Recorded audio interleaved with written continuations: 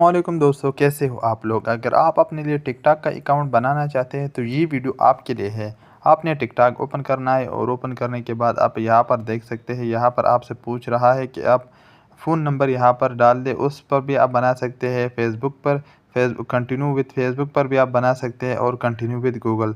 सबसे अच्छा तरीका मैं आपको बताऊँ कि गूगल पर कंटिन्यू करें या अपना एक पर्सनल ईमेल जो भी ईमेल आप डालना चाहते हैं कि आपके मोबाइल पर एक्टिव हो, वो ईमेल डाल दें। और सबसे अच्छी बात, आप झंझट से बच जाओगे। आप कंटिन्यू विथ गूगल पर क्लिक करो। यहाँ पर क्लिक करने के बाद यहाँ पर मैं एक ईमेल पर क्लिक करूँगा। यहाँ पर क्लिक करने के बाद आपसे अपना डेट ऑफ बर्थ पूछ रहा है। मैं यहाँ पर अपना डेट ऑफ बर्थ यहाँ पर डाल दूँगा। यहाँ कंटिन्यू पर क्लिक कर दूँगा। कंटिन्यू पर क्लिक करने के बाद यहाँ पर थोड़ा वेट करो आप अपने नाम डाल दें।